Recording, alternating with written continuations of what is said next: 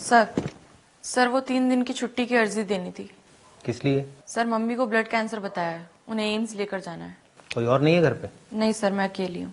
Batch कहाँ है तुम्हारा? भूल गई सर। पुलिस का मतलब जानती हो? Discipline, dedication. डिसिप्लिन का अर्थ होता है अनुशासन और डेडिकेशन का अर्थ होता है समर्पण। अगर तुमने एक बार इस नौकरी के लिए अपने आप को समर्पित कर दिया तो फिर यहाँ तुम्हारी मर्जी नहीं चलती। इसलिए यहाँ छुट्टी भी अपनी मर्जी से नहीं मिलती, पुलिस विभाग की मर्जी से मिलती है। पिछली बार लंबी छुट्टी कब ली थी? 4 महीने पहले सर। किस लिए ली थी? माँ के इलाज के लिए ली थी सर। तेज बोलो, लाउड।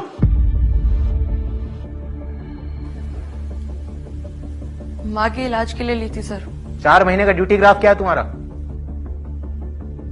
कितने क्रिमिनल्स पकड़े, कितने केसेस में इन्वॉल्वमेंट रहा, कहां कहां ड्यूटी दी, कितनी ड्यूटी दी, कुछ याद है तुम्हें?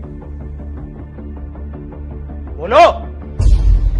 सर जब जब आप थाने आए हैं तब तब संतरी का फर्ज निभाते हुए मैंने आपको सैल्यूट किया है। आप बड़े अधिकारी हैं। क्लास 4 के कर्मचारियों पर आपकी नजर नहीं पड़ती होगी, और अगर पड़ती भी होगी तो चेहरे याद नहीं रहते होंगे।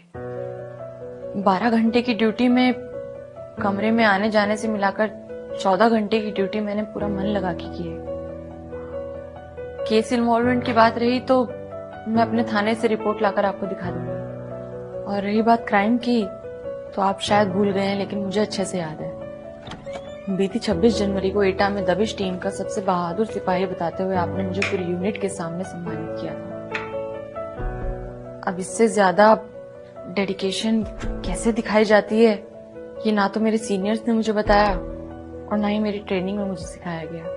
पर जब जब हम जैसे सिपाही छुट्टी की अर्जी देने आते हैं तब तब आप जैसे अधिकारी हमें ये सब बातें बोलकर हमारा मनोबल तोड़ देते हैं।